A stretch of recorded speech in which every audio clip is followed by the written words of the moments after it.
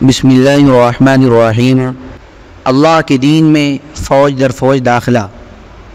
جیسا کہ ہم نے عرض کیا، غزوہ فتح مکہ ایک فیصلہ کن معرکہ تھا جس نے بت پرستی کا کام تمام کر دیا اور سارے عرب کے لیے حق و باطل کی پہچان ثابت ہوا۔ اس کی وجہ سے ان کے شبہات جاتے رہے، اس لیے اس کے بعد انہوں نے بڑی تیز رفتاری سے اسلام قبول کیا۔ حضرت عمرو بن سلمہ کا بیان ہے کہ ہم لوگ ایک چشمے پر آباد تھے جو لوگوں کی گزرگاہ تھا۔ ہمارے یہاں سے قافلے گزرتے رہتے تھے اور ہم اس سے پوچھتے رہتے تھے کہ لوگوں کا کیا حال ہے، اس آدمی یعنی نبی صلی اللہ علیہ وسلم کا کیا حال ہے اور کیسا ہے۔ لوگ کہتے وہ سمجھتا ہے کہ اللہ نے اسے پیغمبر بنایا ہے، اس کے پاس وحی بھیجی ہے، اللہ نے یہ اور یہ وحی کی ہے۔ میں یہ بات یاد کر لیتا تھا، گویا وہ میرے سینے میں چپک جاتی تھی، اور عرب حلقہ بغوش اسلام ہونے کے لیے فتح مکہ کا انتظار کر رہے تھے۔ کہتے تھے اسے اور اس کی قوم کو پنجہ آزمائی کے لیے چھوڑ دو، اگر وہ اپنی قوم پر غالب آ گیا تو سچا نبی ہے۔ چنانچہ جب فتح مکہ کا واقعہ پیش آیا تو ہر قوم نے اپنی اسلام کے ساتھ مدینہ کی جانب پیش رفت کی، اور میرے والد بھی میرے قوم کے اسلام کے ساتھ تشریف لائے، اور جب خدمت نبوی سے واپس آئے تو فرمایا میں تمہارے پاس خدا کی قسم ایک نبی برحق کے پاس سے آ رہا ہوں۔ آپ نے فرمایا کہ فلاں نماز فلاں وقت پڑھو اور فلاں نماز فلاں وقت پڑھو، اور جب نماز کا وقت آ جائے تو تم میں سے ایک آدمی اذان کہے اور جسے قرآن زیادہ یاد ہو وہ امامت کرے۔ اس حدیث سے اندازہ ہوتا ہے کہ فتح مکہ کا واقعہ حالات کو تبدیل کرنے میں، اسلام کو قوت بخشنے میں، اہل عرب کا موقف متعین کرانے میں اور اسلام کے سامنے انہیں سپرانداز کرنے میں کتنے گہرے اور دور رس اثرات رکھتا تھا۔ یہ کیفیت غزوہ تبوک کے بعد پختہ سے پختہ تر ہو گئی، اس لیے ہم دیکھتے ہیں کہ ان دو برسوں یعنی سن 9 ہجری اور سن 10 ہجری میں مدینہ آنے والے وفود کا تعداد بڑھا ہوا تھا، اور لوگ اللہ کے دین میں فوج در فوج داخل ہو رہے تھے، یہاں تک کہ وہ اسلامی لشکر جو فتح مکہ کے موقع پر 10,000 سپاہ پر مشتمل تھا، اس کی تعداد غزوہ تبوک میں، جبکہ ابھی فتح مکہ پر پورا 1 سال نہیں گزرا تھا، اتنی بڑھ گئی کہ وہ 30,000 فوجیوں کے ٹھاٹے مارتے ہوئے سمندر میں تبدیل ہو گیا۔ پھر ہم حجۃ الوداع میں دیکھتے ہیں کہ 1,24,000 یا 1,44,000 اہل اسلام کا سیلاب امٹ پڑا، جو رسول اللہ صلی اللہ علیہ وسلم کے گردا گرد اس طرح لبیک پکارتا، تکبیر کہتا اور حمد و تسبیح کے نغمے گنگناتا کہ آفاق گونج اٹھتے ہیں اور وادیوں کو سار نغمے توحید سے معمور ہو جاتے ہیں۔ وفود، اہل مغازی نے جن وفود کا تذکرہ کیا ہے ان کی تعداد 70 سے زیادہ ہے، لیکن یہاں نہ تو ان کی استقصاء کی گنجائش ہے اور نہ ان کی تفصیل بیان کرنے میں کوئی بڑا فائدہ ہی مدبر ہے، اس لیے ہم صرف انہی وفود کا ذکر کر رہے ہیں جو تاریخی حیثیت سے اہمیت و ندرت کے حامل ہیں۔ قارئین کرام کو یہ بات ملحوظ رکھنی چاہیے کہ اگرچہ عام قبائل کے وفود فتح مکہ کے بعد خدمت نبوی میں حاضر ہونا شروع ہوئے تھے، لیکن بعض قبائل ایسے بھی تھے جن کے وفود فتح مکہ سے پہلے ہی مدینہ آ چکے تھے، یہاں ہم ان کا ذکر بھی کر رہے ہیں۔ نمبر 1، وفد عبد القیس۔ اس قبیلے کا وفد 2 بار خدمت نبوی میں حاضر ہوا تھا، پہلی بار سن 5 ہجری میں یا اس سے بھی پہلے، اور دوسری بار عام الوفود سن 9 ہجری میں۔ پہلی بار اس کی آمد کی وجہ یہ ہوئی کہ اس قبیلے کا ایک شخص منقب بن حبان سامان تجارت لے کر مدینہ آیا جایا کرتا تھا۔ وہ جب نبی صلی اللہ علیہ وسلم کی ہجرت کے بعد پہلی بار مدینہ آیا اور اسے اسلام کا علم ہوا تو وہ مسلمان ہو گیا، اور نبی صلی اللہ علیہ وسلم کا ایک خط لے کر اپنی قوم کے پاس گیا۔ ان لوگوں نے بھی اسلام قبول کر لیا، اور ان کے 13 یا 14 آدمیوں کا ایک وفد حرمت والے مہینے میں خدمت نبوی میں حاضر ہوا۔ اسی دفعہ اس وفد نے نبی صلی اللہ علیہ وسلم سے ایمان اور مشروبات کے متعلق سوال کیا تھا۔ اس وفد کا سربراہ الاشج العصری تھا، جس کے بارے میں رسول اللہ صلی اللہ علیہ وسلم نے فرمایا تھا کہ تم میں 2 ایسی خصلتیں ہیں جنہیں اللہ پسند کرتا ہے، نمبر 1 دور اندیشی، نمبر 2 بردباری۔ دوسری بار اس قبیلے کا وفد جیسا کہ بتایا گیا وفود والے سال میں آیا تھا، اس وقت ان کی تعداد 40 تھی، اور ان میں علا بن جارود عبدی تھا جو نصرانی تھا لیکن مسلمان ہو گیا اور اس کا اسلام بہت خوب رہا۔ نمبر 2 وفد دوس۔ یہ وفد سن 7 ہجری کے اوائل میں مدینہ آیا، اس وقت رسول اللہ صلی اللہ علیہ وسلم خیبر میں تھے۔ آپ پچھلی اوراق میں پڑھ چکے ہیں کہ اس قبیلے کے سربراہ حضرت طفیل بن عمرو دوسی رضی اللہ تعالیٰ عنہ اس وقت حلقہ بغوش اسلام ہوئے تھے جب رسول اللہ صلی اللہ علیہ وسلم مکہ میں تھے۔ پھر انہوں نے اپنی قوم میں واپس جا کر اسلام کی دعوت و تبلیغ کا کام مسلسل کیا، لیکن ان کی قوم برابر ٹالتی اور تاخیر کرتی رہی، یہاں تک کہ حضرت طفیل ان کی طرف سے مایوس ہو گئے۔ پھر انہوں نے خدمت نبوی میں حاضر ہو کر عرض کی کہ آپ قبیلے دوست پر بد دعا کر دیجئے، لیکن آپ صلی اللہ علیہ وسلم نے فرمایا، اے اللہ دوست کو ہدایت دے دے، اور آپ کی اس دعا کے بعد اس قبیلے کے لوگ مسلمان ہو گئے۔ حضرت طفیل نے اپنی قوم کے 70 یا 80 گھرانوں کی جمعیت لے کر سن 7 ہجری کے اوائل میں اس وقت مدینہ ہجرت کی جب نبی صلی اللہ علیہ وسلم خیبر میں تشریف فرما تھے۔ اس کے بعد حضرت طفیل رضی اللہ تعالیٰ عنہ خیبر میں آپ صلی اللہ علیہ وسلم کے ساتھ جا ملے۔ نمبر 3، فروہ بن عمرو جذامی کا پیغام رساں۔ حضرت فروہ رومی سپاہ کے اندر ایک عربی کمانڈر تھے۔ انہیں رومیوں نے اپنے حدود سے متصل عرب علاقوں کا گورنر بنا رکھا تھا۔ ان کا مرکز معان یعنی جنوبی اردن تھا اور عملداری گرد و پیش کے علاقے میں تھی۔ انہوں نے جنگی موتا میں مسلمانوں کی معرکہ آرائی، شجاعت اور جنگی پختگی دیکھ کر اسلام قبول کر لیا اور یہ قاصد بھیج کر رسول اللہ صلی اللہ علیہ وسلم کو اپنے مسلمان ہونے کی اطلاع دی۔ تحفہ میں ایک سفید خچر بھی بھجوایا۔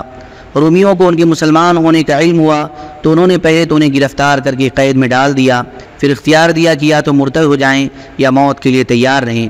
انہوں نے ارتداد پر موت کو ترجیح دی، چنانچہ انہیں فلسطین میں افرا نامی ایک چشمے پر سولی دے کر ان کو شہید کر دیا گیا۔ نمبر 4، وفد صدا۔ یہ وفد سن 8 ہجری میں جعرانہ سے رسول اللہ صلی اللہ علیہ وسلم کی واپسی کے بعد حاضر خدمت ہوا۔ اس کی وجہ یہ ہوئی کہ رسول اللہ صلی اللہ علیہ وسلم نے 400 مسلمانوں کی ایک مہم تیار کر کے اسے حکم دیا کہ یمن کا وہ گوشہ رو داویں جس میں قبیلہ صدا رہتا ہے۔ یہ مہم ابھی وادی قنات کے سرے پر خیمہ زن تھی کہ حضرت زیاد بن حارث صدائی کو اس کا علم ہو گیا۔ وہ بھاگم بھاگ رسول اللہ صلی اللہ علیہ وسلم کی خدمت میں حاضر ہوئے اور عرض کی کہ میرے پیچھے جو لوگ ہیں میں ان کے نمائندے کی حیثیت سے آپ کے پاس حاضر ہوا ہوں، لہذا آپ لشکر واپس بلا لیں اور میں آپ کے لیے اپنی قوم کا ضامن ہوں۔ آپ نے وادی قنات سے ہی لشکر واپس بلا لیا۔ اس کے بعد حضرت زیاد نے اپنی قوم میں واپس جا کر انہیں ترغیب دی کہ رسول اللہ صلی اللہ علیہ وسلم کی خدمت میں حاضر ہوں۔ ان کی ترغیب پر 15 آدمی خدمت نبوی میں حاضر ہوئے اور قبول اسلام پر بیعت کی۔ پھر اپنی قوم میں واپس جا کر اسلام کی تبلیغ کی اور ان میں اسلام پھیل گیا۔ حجۃ الوداع کے موقع پر ان کے 100 آدمیوں نے رسول اللہ صلی اللہ علیہ وسلم کی خدمت میں شرف باریابی حاصل کی۔ نمبر 5، کعب بن زہیر بن ابی سلمہ کی آمد۔ یہ شخص ایک شاعر خانوادے کا چشم و چراغ تھا اور خود بھی عرب کا عظیم ترین شاعر تھا۔ یہ کافر تھا اور نبی صلی اللہ علیہ وسلم کی ہجو کیا کرتا تھا۔ امام حاکم کے بقول یہ بھی ان مجرموں کی فہرست میں شامل تھا جن کے متعلق فتح مکہ کے موقع پر حکم دیا گیا تھا کہ اگر وہ خانہ کعبہ کا پردہ پکڑے ہوئے پائے جائیں تو بھی ان کی گردن مار دی جائے، لیکن یہ شخص بچ نکلا۔ ادھر رسول اللہ صلی اللہ علیہ وسلم غزوہ طائف سے واپس ہوئے تو کعب کے پاس ان کے بھائی بجیر بن زہیر نے لکھا کہ رسول اللہ صلی اللہ علیہ وسلم نے مکہ کے کئی ان افراد کو قتل کرا دیا ہے جو آپ کی ہجو کرتے اور آپ کو ہدایتیں پہنچاتے تھے۔ قریش کے بچے کچھ شعراء میں سے جس کے جدھر سینگ سمائے ہیں نکل بھاگا ہے، لہذا اگر تمہیں اپنی جان کی ضرورت ہے تو رسول اللہ صلی اللہ علیہ وسلم کے پاس اڑ کر آ جاؤ، کیونکہ کوئی بھی شخص توبہ کر کے آپ کے پاس آ جائے تو آپ اسے قتل نہیں کرتے، اور اگر یہ بات منظور نہیں تو پھر جہاں نجات مل سکے نکل بھاگو۔ اس کے بعد دونوں بھائیوں میں مزید خط و کتابت ہوئی، جس کے نتیجے میں کعب بن زہیر کو زمین تنگ محسوس ہونے لگی اور اسے اپنی جان کے لارے پڑتے نظر آئے، اس لیے آخرکار وہ مدینہ آ گیا اور جوہینہ کے ایک آدمی کے یہاں مہمان ہوا، پھر اسی کے ساتھ صبح کی نماز پڑھی۔ نماز سے فارغ ہوا تو جوہینی نے اشارہ کیا اور وہ اٹھ کر رسول اللہ صلی اللہ علیہ وسلم کے پاس جا کر بیٹھا اور اپنا ہاتھ آپ کے ہاتھ میں رکھ دیا۔ رسول اللہ صلی اللہ علیہ وسلم اسے پہچانتے نہ تھے۔ اس نے کہا، اے اللہ کے رسول، کعب بن زہیر توبہ کر کے مسلمان ہو گیا ہے اور آپ سے امن کا خواستگار بن کر آیا ہے، تو کیا اگر میں اسے آپ کی خدمت میں حاضر کر دوں تو آپ اس کے اسلام کو قبول فرما لیں گے؟ آپ نے فرمایا ہاں۔ اس نے کہا، میں ہی کعب بن زہیر ہوں۔ یہ سن کر ایک انصاری صحابی اس پر جھپٹ پڑے اور اس کی گردن مارنے کی اجازت چاہی۔ آپ صلی اللہ علیہ وسلم نے فرمایا، چھوڑ دو، یہ شخص تائب ہو کر آیا ہے اور پچھلی باتوں سے دستکش ہو کر آیا ہے۔ اس کے بعد اسی موقع پر کعب بن زہیر نے اپنا مشہور قصیدہ آپ کو پڑھ کر سنایا، جس کی ابتدا یوں ہے: سعاد دور ہو گئی تو میرا دل بے قرار ہے، اس کے پیچھے وارفتہ اور بیڑیوں میں جکڑا ہوا ہے، اس کا فدیہ نہیں دیا گیا۔ اس قصیدے میں کعب نے رسول اللہ صلی اللہ علیہ وسلم سے معذرت کرتے ہوئے اور آپ کی مدح کرتے ہوئے آگے یوں کہا ہے: مجھے بتایا گیا ہے کہ اللہ کے رسول نے مجھے دھمکی دی ہے، حالانکہ اللہ کے رسول صلی اللہ علیہ وسلم سے درگزر کی توقع ہے۔ آپ ٹھہریں، چغلخوروں کی بات نہ لیں۔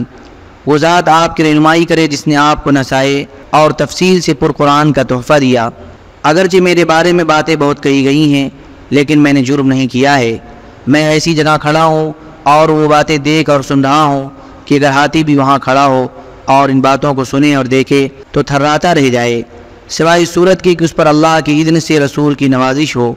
حتیٰ کہ میں نے اپنا ہاتھ کسی نزاع کے بغیر اس ہستی محترم کے ہاتھ میں رکھ دیا ہے جسے انتقام پر پوری قدرت ہے اور جس کی بات ہے۔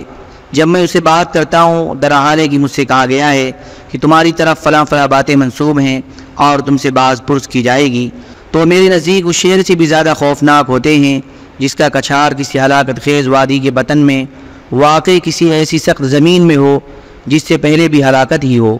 یقیناً رسول ایک نور ہے جن سے روشنی حاصل کی جاتی ہے، اللہ کی تلواروں میں سے ایک سوتی ہوئی ہندی تلوار ہے۔ اس کے بعد کعب بن زہیر نے مہاجرین قریش کی تعریف کی، کیونکہ کعب کی آمد پر ان کے کسی آدمی نے خیر کے سوا کوئی بات اور حرکت نہیں کی تھی، لیکن ان کی مداح کے دوران انصار پر طنز کی، کیونکہ ان کے ایک آدمی نے ان کی گردن مارنے کی اجازت چاہی تھی۔ چنانچہ کہا: وہ قریش خوبصورت مٹکتے اونٹ کی چال چلتے ہیں اور شمشیر زنی ان کی حفاظت کرتی ہے، جبکہ ناٹے کھوٹے کالے کلوٹے لوگ راستہ چھوڑ کر بھاگتے ہیں۔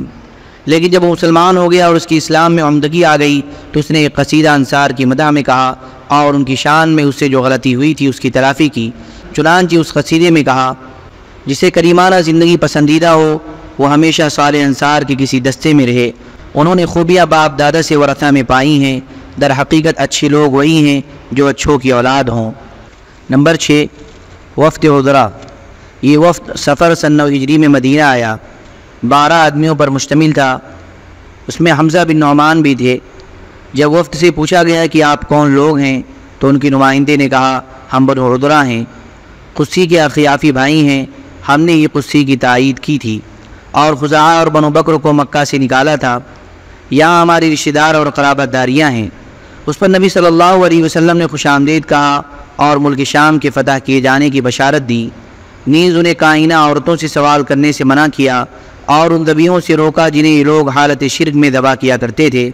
اس وفد نے اسلام قبول کیا اور چند روز ٹھہر کر واپس گیا۔ نمبر 7، وفد بلی۔ یہ ربیع الاول سن 9 ہجری میں مدینہ آیا اور حلقہ بہوش اسلام ہو کر 3 روز مقیم رہا۔ دوران قیام وفد کے رئیس ابو الظبیب نے دریافت کیا کہ کیا ضیافت میں بھی اجر ہے؟ رسول اللہ صلی اللہ علیہ وسلم نے فرمایا: ہاں، کسی مالدار یا فقیر کے ساتھ جو بھی اچھا سلوک کرے گا وہ صدقہ ہے۔ اس نے پوچھا: مدت ضیافت کتنی ہے؟ آپ نے فرمایا 3 دن۔ اس نے پوچھا: کسی لاپتہ شخص کی گمشدہ بھیڑ بکری مل جائے تو کیا حکم ہے؟ آپ نے فرمایا: وہ تمہارے لیے ہے یا تمہارے بھائی کے لیے ہے یا پھر بھیڑیے کے لیے ہے؟ اس کے بعد اس نے گمشدہ اونٹ کے متعلق سوال کیا۔ آپ نے فرمایا: تمہیں اس سے کیا واسطہ، اسے چھوڑ دو یہاں تک کہ اس کا مالک اسے پا جائے۔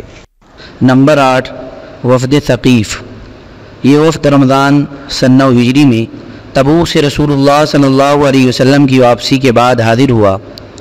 اس قبیلے میں اسلام پھیلنے کی صورت یہ ہوئی کہ رسول اللہ صلی اللہ علیہ وسلم ذی قعدہ سن 8 ہجری میں جب غزوہ طائف سے واپس ہوئے تو آپ کے مدینہ پہنچنے سے پہلے ہی اس قبیلے کے سردار عروہ بن مسعود رضی اللہ تعالیٰ عنہ آپ کی خدمت میں حاضر ہو کر اسلام قبول کر لیا۔ پھر اپنی قبیلہ میں واپس جا کر لوگوں کو اسلام کی دعوت دی۔ وہ چونکہ اپنی قوم کا سردار تھا اور صرف یہی نہیں کہ اس کی بات مانی جاتی تھی، بلکہ اسے اس کے قبیلے کے لوگ اپنی لڑکیوں اور عورتوں سے بھی زیادہ محبوب رکھتے تھے، اس لیے اس کا خیال تھا کہ لوگ اس کی اطاعت کریں گے۔ لیکن جب اس نے اسلام کی دعوت دی تو اس کے توقع کے بالکل برخلاف لوگوں نے اس پر ہر طرف سے تیروں کی بوچھاڑ کر دی اور اسے جان سے مار ڈالا۔ پھر اسے قتل کرنے کے بعد چند مہینے تو یوں ہی مقیم رہے، لیکن اس کے بعد انہیں احساس ہوا کہ گرد و پیش کا علاقہ جو مسلمان ہو چکا ہے اس سے ہم مقابلے کی تاب نہیں رکھتے، لہذا انہوں نے باہم مشورہ کر کے طے کیا کہ ایک آدمی کو رسول اللہ صلی اللہ علیہ وسلم کی خدمت میں بھیجیں، اور اس کے لیے عبد العلیل بن عمرو سے بات چیت کی، مگر وہ آمادہ نہ ہوا۔ اسے اندیشہ تھا کہ کہیں اس کے ساتھ بھی وہی سلوک نہ کیا جائے جو عروہ بن مسعود کے ساتھ کیا جا چکا ہے، اس لیے اس نے کہا میں یہ کام اس وقت تک نہیں کر سکتا جب تک میرے ساتھ مزید کچھ آدمی نہ بھیجو۔ لوگوں نے اس کا یہ مطالبہ تسلیم کر لیا اور اس کے ساتھ حلیفوں میں سے 2 آدمی اور بنی مالک میں سے 3 آدمی لگا دیے۔ اس طرح کل 6 آدمیوں کا وفد تیار ہو گیا۔ اسی وفد میں حضرت عثمان بن عاص ثقفی بھی تھے جو سب سے زیادہ کم عمر تھے۔ جب یہ لوگ خدمت نبوی میں پہنچے تو آپ نے ان کے لیے مسجد کے ایک گوشے میں ایک قبہ لگوا دیا تاکہ یہ قرآن سن سکیں اور صحابہ کرام کو نماز پڑھتے ہوئے دیکھ سکیں۔ پھر یہ لوگ رسول اللہ صلی اللہ علیہ وسلم کے پاس آتے جاتے رہے اور آپ انہیں اسلام کی دعوت دیتے رہے۔ آخر ان کے سردار نے سوال کیا کہ آپ اپنے اور ثقیف کے درمیان ایک معاہدہ صلح لکھ دیں جس میں زناکاری، شراب نوشی اور سود خواری کی اجازت ہو، ان کے معبود لات کو برقرار رہنے دیا جائے، انہیں نماز سے معاف رکھا جائے اور ان کے بت خود ان کے ہاتھوں سے نہ توڑوائے جائیں۔ لیکن رسول اللہ صلی اللہ علیہ وسلم نے ان میں سے کوئی بھی بات منظور نہ کی، لہذا انہوں نے تنہائی میں مشورہ کیا، مگر انہیں رسول اللہ صلی اللہ علیہ وسلم کے سامنے سپر ڈالنے کے سوا کوئی تدبیر نظر نہ آئی۔ آخر انہوں نے یہی کیا اور اپنے آپ کو رسول اللہ صلی اللہ علیہ وسلم کے حوالے کرتے ہوئے اسلام قبول کر لیا۔ البتہ یہ شرط لگائی کہ لات کو ڈھانے کا انتظام رسول اللہ صلی اللہ علیہ وسلم خود فرما دیں، ثقیف اسے اپنے ہاتھوں سے ہرگز نہ ڈھائیں گے۔ آپ نے یہ شرط منظور کر لی اور ایک نوشتہ لکھ دیا اور عثمان بن عاص ثقفی کو ان کا امیر بنا دیا، کیونکہ وہی اسلام کو سمجھنے اور دین و قرآن کی تعلیم حاصل کرنے میں سب سے زیادہ پیش اور حریص تھے۔ اس کی وجہ یہ تھی کہ وفد کے ارکان ہر روز صبح خدمت نبوی میں حاضر ہوتے تھے، لیکن عثمان بن عاص کو اپنے ڈیرے پر چھوڑ دیتے تھے۔ اس لیے جب وفد واپس آ کر دوپہر میں قیلولہ کرتا تو حضرت عثمان بن عاص رسول اللہ صلی اللہ علیہ وسلم کی خدمت میں حاضر ہو کر قرآن پڑھتے اور دین کی باتیں دریافت کرتے، اور جب آپ کو استراحت فرماتے ہوئے پاتے تو اسی مقصد کے لیے حضرت ابوبکر رضی اللہ تعالیٰ عنہ کی خدمت میں چلے جاتے۔ حضرت عثمان بن عاص کی گورنری بڑی بابرکت ثابت ہوئی۔ رسول اللہ صلی اللہ علیہ وسلم کی وفات کے بعد جب خلافت صدیقی میں ارتداد کی لہر چلی اور ثقیف نے بھی مرتد ہونے کا ارادہ کیا تو انہیں حضرت عثمان بن عاص رضی اللہ تعالیٰ عنہ نے مخاطب کر کے کہا، ثقیف کے لوگوں، تم سب سے اخیر میں اسلام لائے ہو، اس لیے سب سے پہلے مرتد نہ ہو۔ یہ سن کر لوگ ارتداد سے رک گئے اور اسلام پر ثابت قدم رہے۔ بہرحال وفد نے اپنی قوم میں واپس جا کر اصل حقیقت چھپائے رکھی اور قوم کے سامنے لڑائی اور مار دھاڑ کا ہوا کھڑا کیا اور حزن و غم کا اظہار کرتے ہوئے بتایا کہ رسول اللہ صلی اللہ علیہ وسلم نے ان سے مطالبہ کیا ہے کہ اسلام قبول کر لیں اور زنا، شراب اور سود چھوڑ دیں، ورنہ سخت لڑائی کی جائے گی۔ یہ سن کر پہلے تو ثقیف پر نخوت جاہلیہ غالب آئی اور وہ 2-3 روز تک لڑائی کی بات سوچتے رہے۔ پھر اللہ نے ان کے دلوں میں رعب ڈال دیا اور انہوں نے وفد سے گزارش کی کہ وہ پھر رسول اللہ صلی اللہ علیہ وسلم کے پاس واپس جائیں اور آپ کے مطالبات تسلیم کر لیں۔ اس مرحلے پر پہنچ کر وفد نے اصل حقیقت ظاہر کی اور جن باتوں پر مساعدات ہو چکی تھی ان کا اظہار کیا۔ ثقیف نے اسی وقت اسلام قبول کر لیا۔ ادھر رسول اللہ صلی اللہ علیہ وسلم نے لات کو ڈھانے کے لیے حضرت خالد بن ولید رضی اللہ تعالیٰ عنہ کی سرکردگی میں چند صحابہ کی ایک ذرا سی نفری روانہ فرمائی۔ حضرت مغیرہ بن شعبہ رضی اللہ تعالیٰ عنہ نے کھڑے ہو کر گرز اٹھایا اور اپنے ساتھیوں سے کہا، واللہ میں ذرا آپ لوگوں کو ثقیف پر ہنساؤں گا۔ اس کے بعد لات پر گرز مار کر خود ہی گر پڑے اور ایڑیاں پٹکنے لگے۔ یہ بناوٹی منظر دیکھ کر اہل طائف پر ہول طاری ہو گیا، کہنے لگے اللہ مغیرہ کو ہلاک کرے، اسے دیوی نے مار ڈالا۔ اتنے میں حضرت مغیرہ اچھل کر کھڑے ہو گئے اور فرمایا اللہ تمہارا برا کرے، یہ تو پتھر اور مٹی کا تماشا ہے۔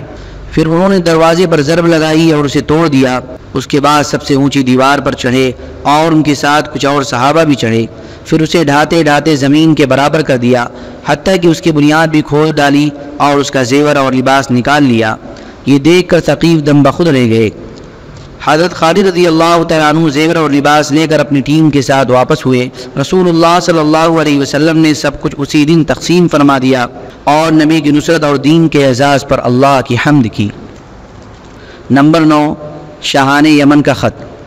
تبوک سے نبی صلی اللہ علیہ وسلم کی واپسی کے بعد شاہان حمیر یعنی حارث بن عبد کلال، نعیم بن عبد کلال اور رعین، حمدان اور معافر کے سربراہ نعمان بن قیل کا خط آیا۔ نامہ بر مالک بن مرہ رہاوی تھا۔ ان بادشاہوں نے اپنے اسلام لانے اور شرک اور اہل شرک سے علیحدگی اختیار کرنے کی اطلاع دے کر اسے بھیجا تھا۔ رسول اللہ صلی اللہ علیہ وسلم نے ان کے پاس ایک جوابی خط لکھ کر واضح فرمایا کہ اہل ایمان کے حقوق اور ان کی ذمہ داریاں کیا ہیں۔ آپ نے اس خط میں معاہدین کے لیے اللہ کا ذمہ اور اس کے رسول کا ذمہ بھی دیا تھا، بشرطے کہ وہ مقررہ جزیہ ادا کریں۔ اس کے علاوہ آپ نے کچھ صحابہ کو یمن روانہ فرمایا اور حضرت معاذ بن جبل رضی اللہ تعالیٰ عنہ کو ان کا امیر مقرر فرمایا۔ نمبر 10، وفد ہمدان۔ یہ وفد سن 9 ہجری میں تبوک سے رسول اللہ صلی اللہ علیہ وسلم کی واپسی کے بعد حاضر خدمت ہوا۔ رسول اللہ صلی اللہ علیہ وسلم نے ان کے لیے ایک تحریر لکھ کر جو کچھ انہوں نے مانگا تھا عطا فرمایا اور مالک بن نوت کو ان کا امیر مقرر فرمایا۔ ان کی قوم کے جو لوگ مسلمان ہو چکے تھے ان کا گورنر بنایا اور باقی لوگوں کے پاس اسلام کی دعوت دینے کے لیے حضرت خالد بن ولید رضی اللہ تعالیٰ عنہ کو بھیج دیا۔ وہ 6 مہینے مقیم رہ کر دعوت دیتے رہے لیکن لوگوں نے اسلام قبول نہ کیا۔ پھر آپ نے حضرت علی بن ابی طالب رضی اللہ تعالیٰ عنہ کو بھیجا اور حکم دیا کہ وہ خالد کو واپس بھیج دیں۔ حضرت علی رضی اللہ تعالیٰ عنہ نے قبیلہ ہمدان کے پاس جا کر رسول اللہ صلی اللہ علیہ وسلم کا خط سنایا اور اسلام کی دعوت دی تو سب کے سب مسلمان ہو گئے۔ حضرت علی رضی اللہ تعالیٰ عنہ نے رسول اللہ صلی اللہ علیہ وسلم کو ان کے حلقہ بغوش اسلام ہونے کی بشارت بھیجی۔ آپ نے خط پڑھا تو سجدے میں گر گئے، پھر سر اٹھا کر فرمایا ہمدان پر سلام، ہمدان پر سلام۔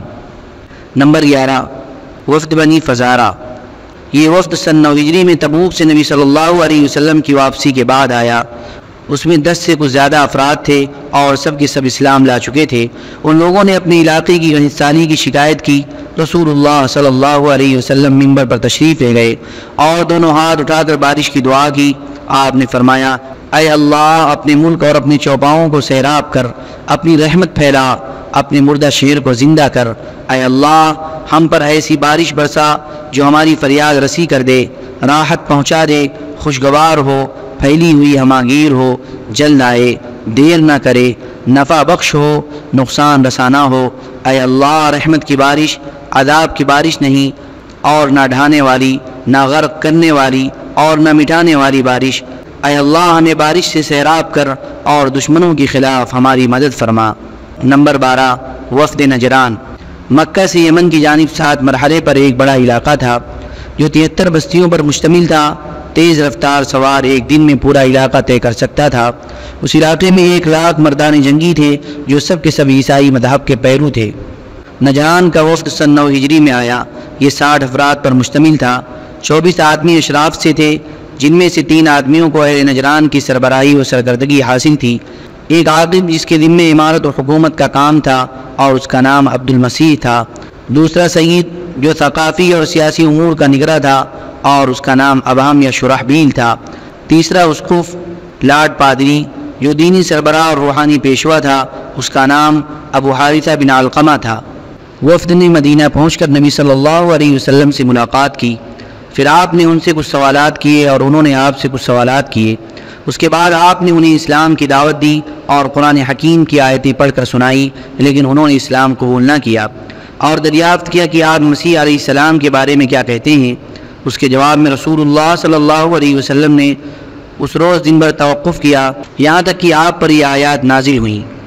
ان مثل عیسی عند اللہ کمثل آدم خلقه من تراب ثم قال له كن فيكون الحق من ربك فلا تكن من الممترين فمن حاجك فيه من بعد ما جاءك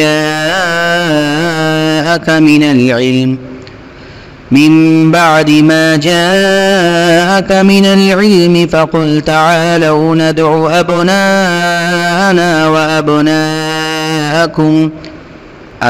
أبناءنا وأبناءكم ونساءنا ونساءكم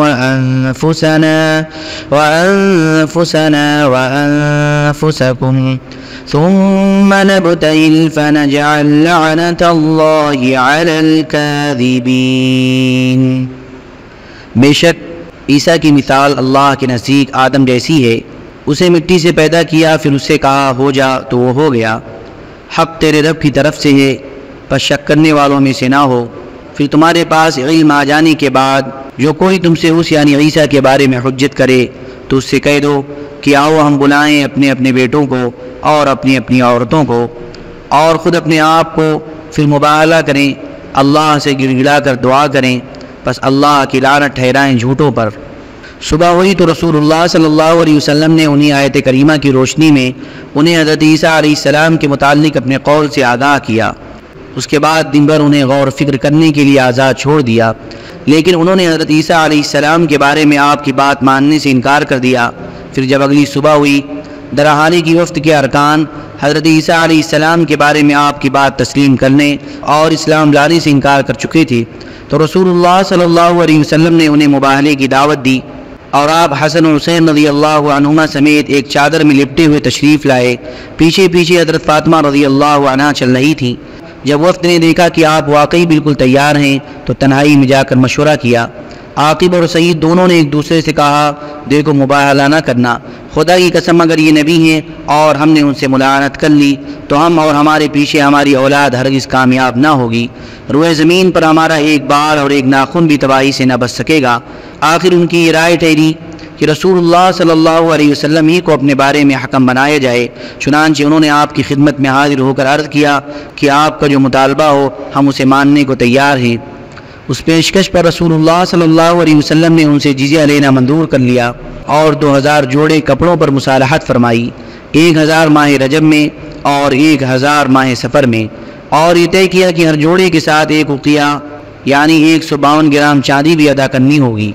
اس کے بعد آپ نے انہیں اللہ اور اس کے رسول کا ذمہ عطا فرمایا اور دین کے بارے میں مکمل آزادی مرحمت فرمائی۔ اس سلسلے میں آپ نے انہیں ایک باقاعدہ نوشتہ لکھ دیا۔ ان لوگوں نے آپ سے گزارش کی کہ آپ ان کے یہاں ایک امین امانت دار آدمی روانہ فرمائیں۔ اس پر آپ نے صلح کا مال وصول کرنے کے لیے اس امت کے امین حضرت ابو عبیدہ بن جراح رضی اللہ تعالیٰ عنہ کو روانہ فرمایا۔ اس کے بعد ان کے اندر اسلام پھیلنا شروع ہوا۔ اہل سیر کا بیان ہے کہ سعید اور عاقب نجران پلٹنے کے بعد مسلمان ہو گئے۔ پھر نبی صلی اللہ علیہ وسلم نے ان سے صدقات اور جزیہ لانے کے لیے حضرت علی رضی اللہ تعالیٰ عنہ کو روانہ فرمایا، اور ظاہر ہے کہ صدقہ مسلمانوں ہی سے لیا جاتا ہے۔ نمبر 13، وفد بنی حنیفہ۔ یہ وفد سن 9 ہجری میں مدینہ آیا۔ اس میں مسیلمہ کذاب سمیت 17 آدمی تھے۔ مسیلمہ کا سلسلہ نسب یہ ہے، مسیلمہ بن ثمامہ بن کبیر بن حبیب بن حارث۔ یہ وفد ایک انصاری صحابی کے مکان پر اترا، پھر خدمت نبوی میں حاضر ہو کر حلقہ بغوش اسلام ہوا۔ البتہ مسیلمہ کذاب کے بارے میں روایات مختلف ہیں۔ تمام روایات پر مجموعی نظر ڈالنے سے معلوم ہوتا ہے کہ اس نے اکڑ، تکبر اور عمارت کی ہوس کا اظہار کیا اور وفد کے باقی ارکان کے ساتھ نبی صلی اللہ علیہ وسلم کی خدمت میں حاضر نہ ہوا۔ نبی صلی اللہ علیہ وسلم نے پہلے تو قولاً اور فعلاً اچھا اور شریفانہ برتاؤ کے ذریعے اس کی دلجوئی کرنی چاہیے، لیکن جب دیکھا کہ اس شخص پر اس برتاؤ کا کوئی مفید اثر نہیں پڑا تو آپ نے اپنی فراست سے تاڑ لیا کہ اس کے اندر شر ہے۔ اس سے قبل نبی صلی اللہ علیہ وسلم یہ خواب دیکھ چکے تھے کہ آپ کے پاس روئے زمین کے خزانے لا کر رکھ دیے گئے ہیں اور اس میں سے سونے کے 2 کنگن آپ کے ہاتھ میں آ پڑے ہیں۔ آپ صلی اللہ علیہ وسلم کو یہ دونوں بہت گہرا اور رنجیدہ محسوس ہوئے۔ چنانچہ آپ صلی اللہ علیہ وسلم کو وحی کی گئی کہ ان دونوں کو پھونک دیجئے۔ آپ صلی اللہ علیہ وسلم نے پھونک دیا تو وہ دونوں اڑ گئے۔ اس کی تعبیر آپ نے یہ فرمائی کہ آپ کے بعد 2 کذاب یعنی پرلے درجے کے جھوٹے نکلیں گے۔ چنانچہ مسیلمہ کذاب نے اکڑ اور انکار کا اظہار کیا۔ وہ کہتا تھا کہ اگر محمد نے کاروبار حکومت کو اپنے بعد میرے حوالے کرنا طے کیا تو میں ان کی پیروی کروں گا۔ تو رسول اللہ صلی اللہ علیہ وسلم اس کے پاس تشریف لے گئے۔ اس وقت آپ کے ہاتھ میں کھجور کی ایک شاخ تھی اور آپ کے ہمراہ آپ کے خطیب حضرت ثابت بن قیس بن شماس رضی اللہ تعالیٰ عنہ تھے۔ مسیلمہ اپنے ساتھیوں کے درمیان موجود تھا۔ آپ اس کے سر پر جا کھڑے ہوئے اور گفتگو فرمائی۔ اس نے کہا، اگر آپ چاہیں تو ہم حکومت کے معاملے میں آپ کو آزاد چھوڑ دیں، لیکن اپنے بعد اس کو ہمارے لیے طے فرما دیں۔ آپ نے کھجور کی شاخ کی طرف اشارہ کرتے ہوئے فرمایا، اگر تم مجھ سے یہ ٹکڑا چاہو گے تو تمہیں یہ بھی نہ دوں گا، اور تم اپنے بارے میں اللہ کے مقرر کیے ہوئے فیصلے سے آگے نہیں جا سکتے، اور اگر تم نے پیٹھ پھیری تو اللہ تمہیں توڑ کر رکھ دے گا۔ خدا کی قسم میں تجھے وہی شخص سمجھتا ہوں جس کے بارے میں مجھے وہ خواب دکھلایا گیا ہے جو دکھلایا گیا ہے۔ اور یہ ثابت بن قیس ہیں جو تمہیں میری طرف سے جواب دیں گے۔ اس کے بعد آپ صلی اللہ علیہ وسلم واپس چلے آئے۔ بالآخر وہی ہوا جس کا اندازہ رسول اللہ صلی اللہ علیہ وسلم نے اپنی فراست سے کر لیا تھا، یعنی مسیلمہ کذاب یمامہ واپس جا کر پہلے تو اپنے بارے میں غور کرتا رہا، پھر دعویٰ کیا کہ اسے رسول اللہ صلی اللہ علیہ وسلم کے ساتھ کار نبوت میں شریک کر لیا گیا ہے۔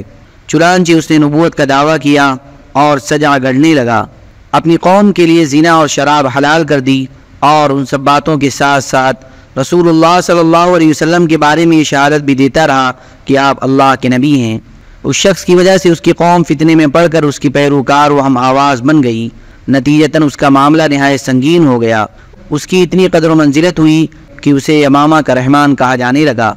اب اس نے رسول اللہ صلی اللہ علیہ وسلم کو ایک خط لکھا، مجھے اس کام میں آپ کے ساتھ شریک کر دیا گیا ہے، آدھی حکومت ہمارے لیے ہے اور آدھی قریش کے لیے ہے۔ رسول اللہ صلی اللہ علیہ وسلم نے جواب میں لکھا، زمین اللہ کی ہے، وہ اپنے بندوں میں سے جسے چاہتا ہے اس کا وارث بناتا ہے، اور انجام متقیوں کے لیے ہے۔ ابن مسعود رضی اللہ تعالیٰ عنہ سے روایت ہے کہ ابن نواحہ اور ابن اثال مسیلمہ کے قاصد بن کر نبی صلی اللہ علیہ وسلم کے پاس آئے تھے۔ آپ نے دریافت فرمایا، تم دونوں شہادت دیتے ہو کہ میں اللہ کا رسول ہوں؟ انہوں نے کہا، ہم شہادت دیتے ہیں کہ مسیلمہ اللہ کا رسول ہے۔ نبی صلی اللہ علیہ وسلم نے فرمایا، میں اللہ اور اس کے رسول محمد صلی اللہ علیہ وسلم پر ایمان لایا، اگر میں کسی قاصد کو قتل کرتا تو تم دونوں کو قتل کر دیتا۔ مسیلمہ کذاب نے سن 10 ہجری میں نبوت کا دعویٰ کیا تھا، اور ربیع الاول سن 12 ہجری میں بعد خلافت صدیقی یمامہ کے اندر قتل کیا گیا۔ اس کا قاتل وحشی تھا جس نے حضرت حمزہ رضی اللہ تعالیٰ عنہ کو قتل کیا تھا۔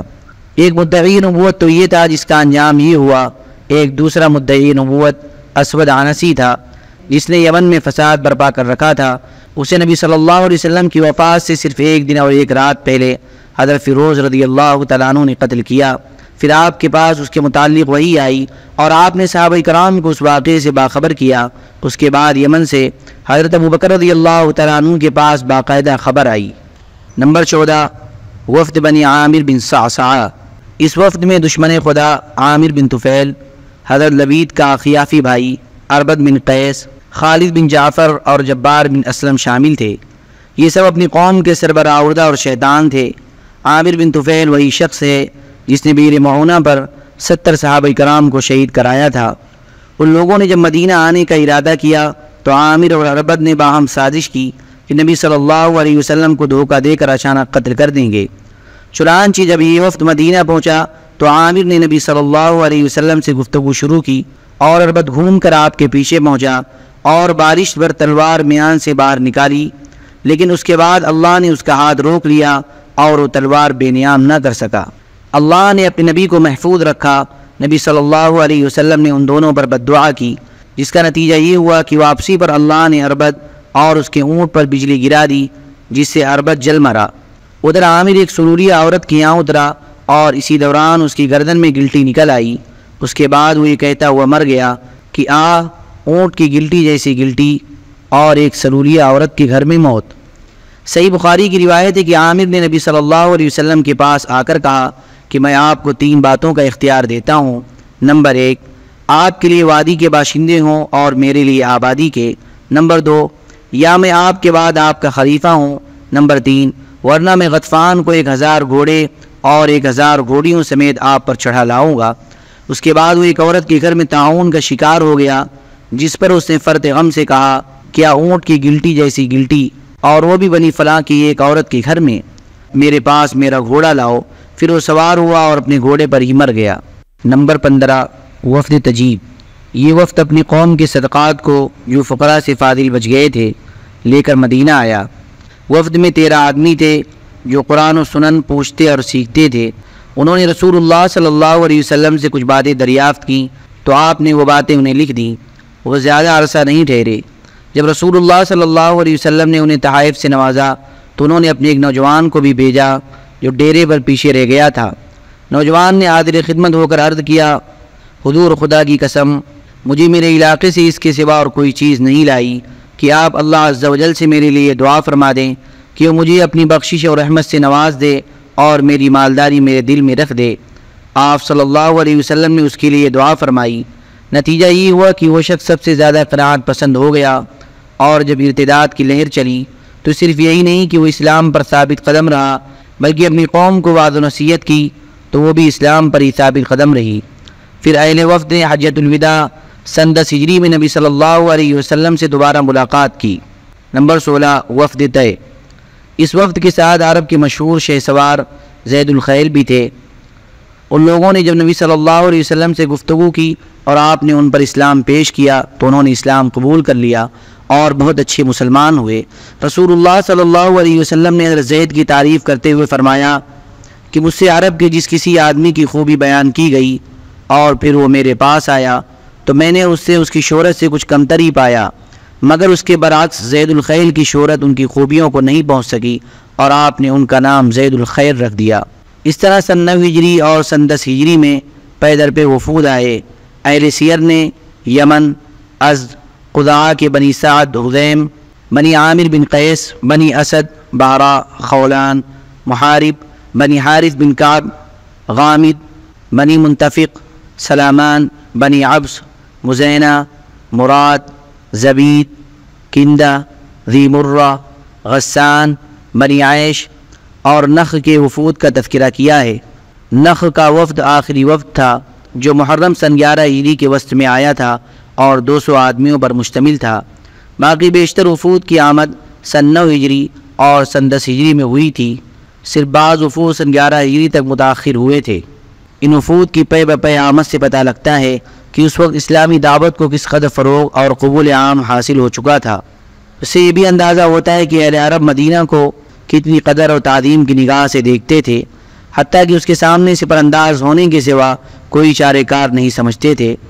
در حقیقت مدینہ جزیرۃ العرب کا دارالحکومت بن چکا تھا اور کسی کے لیے اس سے صرف نظر ممکن نہ تھا۔ البتہ ہم یہ نہیں کہہ سکتے کہ ان سب لوگوں کے دلوں میں دین اسلام اثر کر چکا تھا، کیونکہ ان میں ابھی بہت سے ایسے اکھڑ بدو تھے جو محض اپنے سرداروں کی مطابعت میں مسلمان ہو گئے تھے، ورنہ ان میں قتل و غارت گری کا جو رجحان جڑ پکڑ چکا تھا اس سے پاک صاف نہیں ہوئے تھے، اور ابھی اسلامی تعلیمات نے انہیں پورے طور پر مہذب نہیں بنایا تھا۔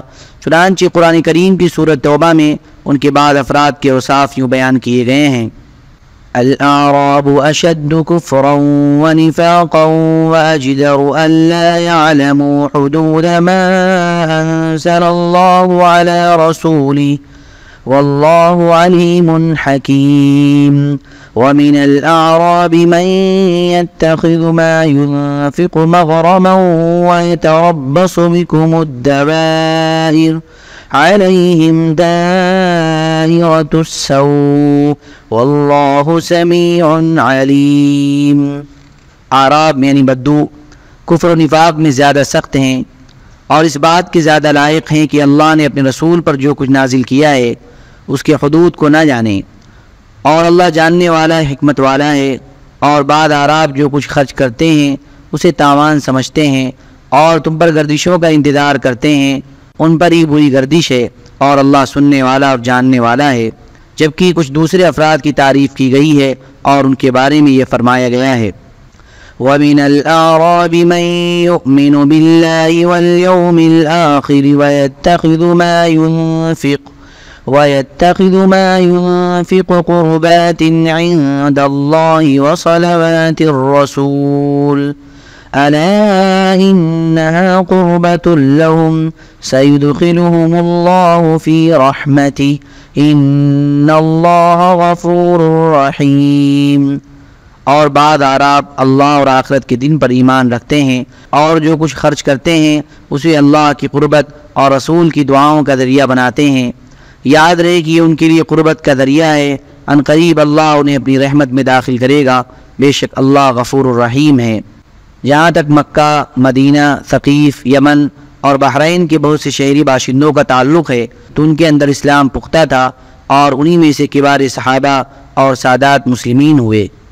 اللہم صلی علی سیدنا وعلی آل سیدنا وحبیبنا ومحبوبنا ومولانا محمد وبارک وسلم۔ سبحان ربک رب العزة عما یصفون وسلام علی المرسلین والحمد للہ رب العالمین۔